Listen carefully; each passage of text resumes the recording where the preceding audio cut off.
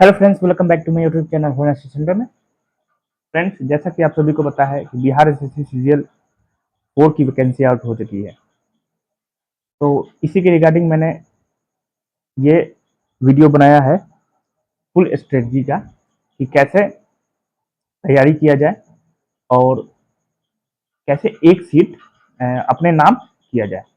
तो इसके लिए सबसे पहले ज़रूरी है कि इसका पैटर्न जानना बहुत ज़रूरी है।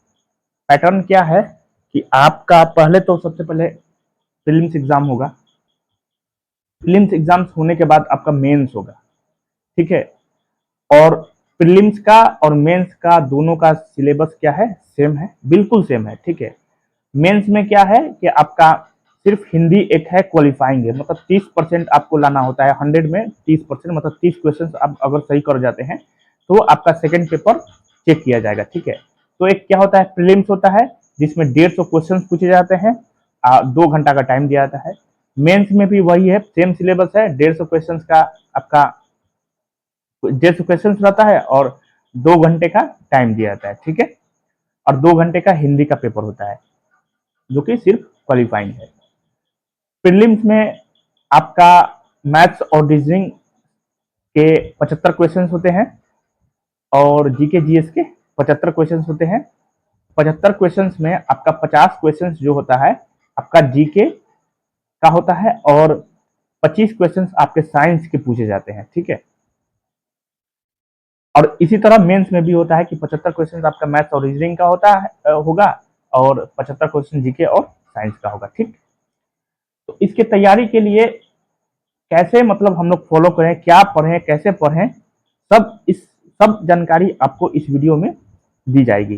सबसे पहले देखिए करंट अफेयर्स। करंट अफेयर्स के क्वेश्चन जो होते हैं 10 से 12 क्वेश्चन जो है करंट अफेयर्स का एकदम पूछता ही है, ठीक है।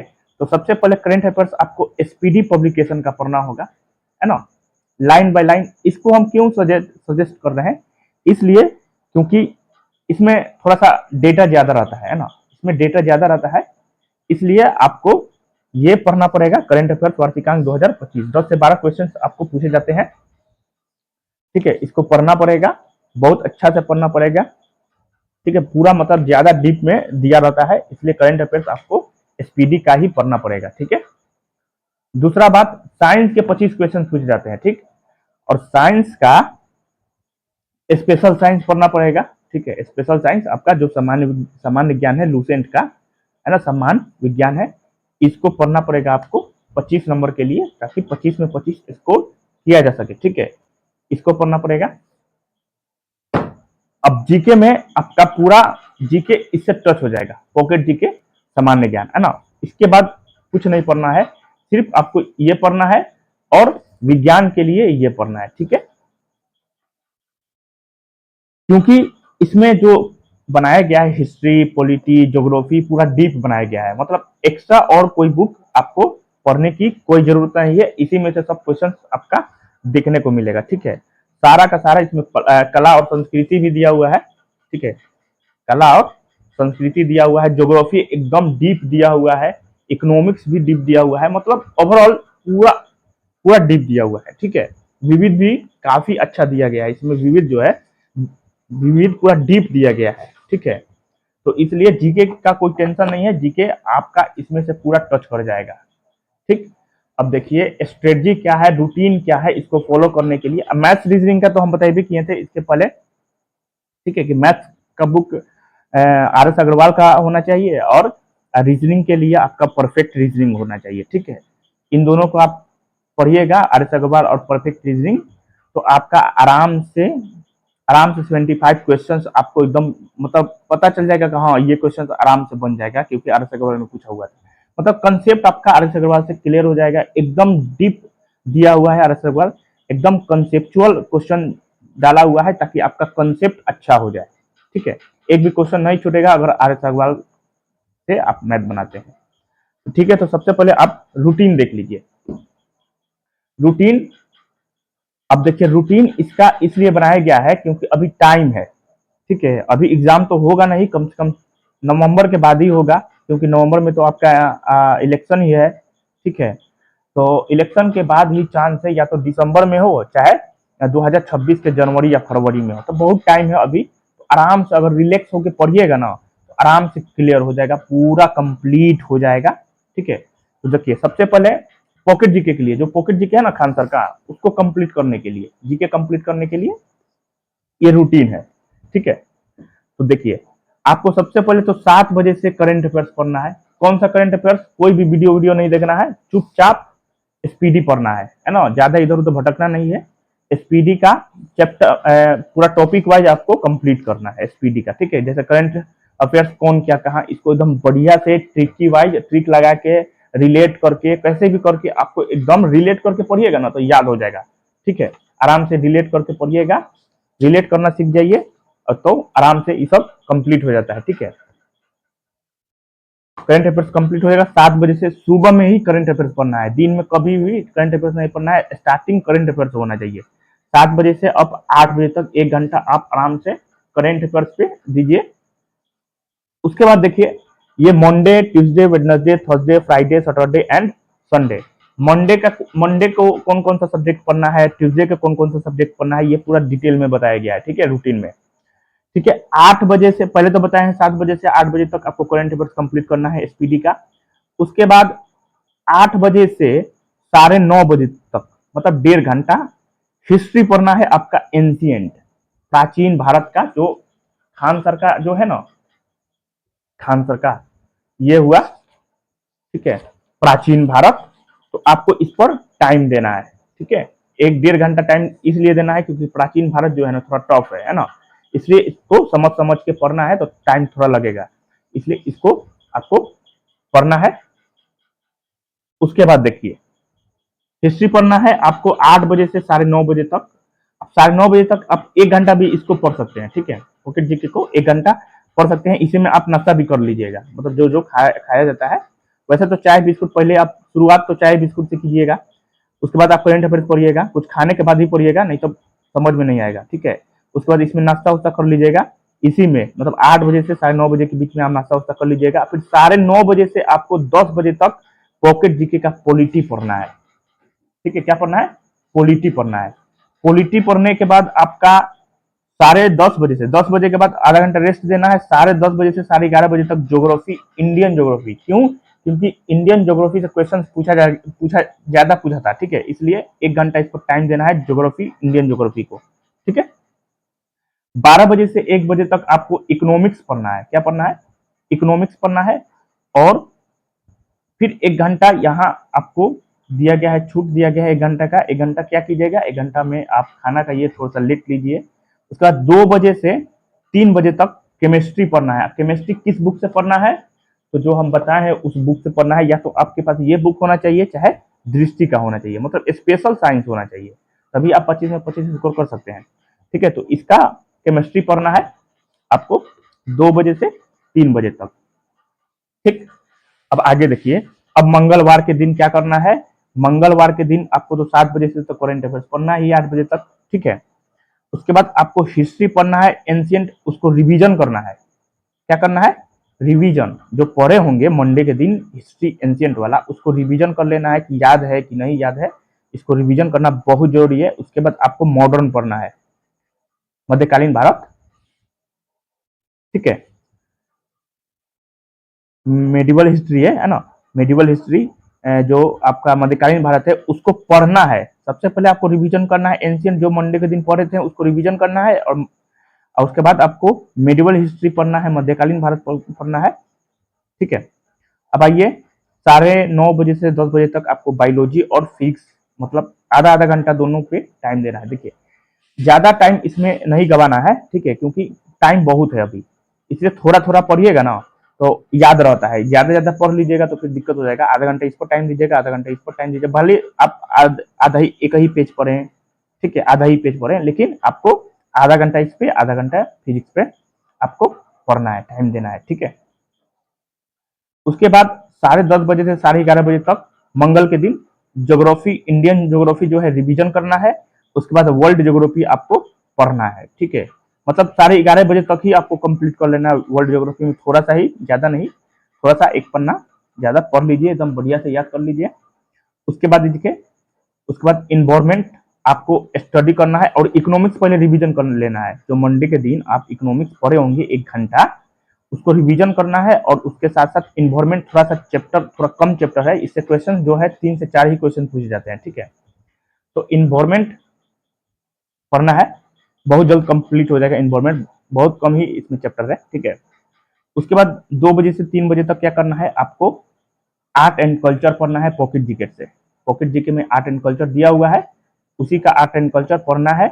उसके साथ साथ केमिस्ट्री का रिवीजन, जो पहले आप मंडे के दिन जो केमिस्ट्री पढ़े होंगे उसका रिवीजन करना है, ठीक है। वेडनेसडे के दिन क्या करना है आपको, हिस्ट्री पढ़ना है, मॉडर्न हिस्ट्री को पढ़ना है और रिवीजन करना है। अब ट्यूसडे और मंडे को जितना भी पढ़े होंगे उसको तुरंत रिवीजन, मतलब फास्ट रिवीजन करना है। उसके बाद आपको पॉलिटी रिवीजन करना है, पॉलिटी स्टडी करना है, ठीक है। इकोनॉमिक्स आपको रिवीजन करना है जो पढ़े होंगे पहले, उसके बाद उसको स्टडी मतलब नेक्स्ट चैप्टर स्टडी करना है, ठीक है। उसी तरह केमिस्ट्री आपको जो भी रिवीजन के लिए है वो रिवीजन करना है और केमिस्ट्री के नेक्स्ट वाला पार्ट पढ़ना है, ठीक। फिजिक्स आपको स्टडी करना है 2 बजे से 3 बजे। अब बायोलॉजी और फिजिक्स जो पहले से पढ़े होंगे, मतलब ट्यूजडे के दिन पढ़े होंगे, उसको रिवीजन करना है और फिजिक्स पढ़ना है, ठीक है। एस मतलब स्टडी हो जाएगा, आर से मतलब रिवीजन है ना। हिस्ट्री, एंशियंट हिस्ट्री को आपको पढ़ना है, रिवीजन नहीं करना है, रिवीजन तो आप पहले कर चुके हैं। अब हिस्ट्री का नेक्स्ट मतलब पार्ट एंशियंट का है ना, पढ़ना है। उसके बाद फिजिक्स, फिजिक्स में आपको स्टडी करना है। फिर ज्योग्राफी, इंडियन और वर्ल्ड दोनों के दोनों आपको स्टडी करना है, रिवीजन नहीं करना है, रिवीजन तो कर चुके हैं है ना। अब इसमें क्या करना है आपको, स्टडी करना है, मतलब जो जो चैप्टर आगे बढ़ना है आगे बढ़कर उसको रिवीजन पढ़ना है, ठीक है।